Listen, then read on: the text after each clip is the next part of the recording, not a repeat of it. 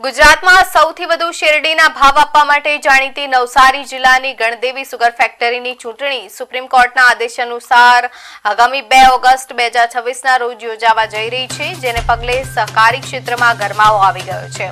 વર્ષ 2023માં ચેરમેનના રાજીનામા બાદ કાયદાકીય ગૂંચમાં અટવાયેલી આ ચૂંટણીમાં હવે ધામણના અમિત પટેલની સમન્વય પેનલ અને એન્થલના અભિષેક પટેલની ખેડૂત સહકાર પેનલ વચ્ચે સીધો જંગ જામ્યો છે।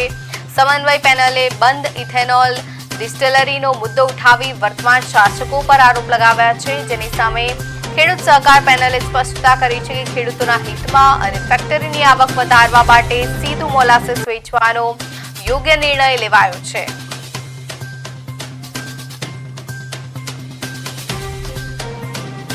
टोटल 16 सीटों है। 12 विभागनी 12 सीटों है, जेनी अंदर नवसारी 4, चिखली 3, गणदेवी 2, महुआनी 1, मासदानी 1 અને વલસાડની 1 તેમજ 2 મહિલા અનામત છે, એક અનુસૂચિત જનજાતિ માટેની અનામત છે અને એક બ વર્ગની સીટ છે। એમ કુલ 16 સીટોમાં સભાસદોને માટે જે કામો કર્યા છે એ સભાસદોને વિશ્વાસ છે અને કેટલો સમય સુગર ફેક્ટરીની અંદર આપીને અને સુગર ફેક્ટરીની જે કંઈક વ્યવસ્થાઓ છે એ વ્યવસ્થાઓને મશીનરીઓ હોય કે બીજું હોય એ દરેકની અંદર ઝીણવટભરી તપાસ કરીને એને સક્ષમ રાખવાની કોશિશ કરી છે એ મારા સભાસદો જાણે છે।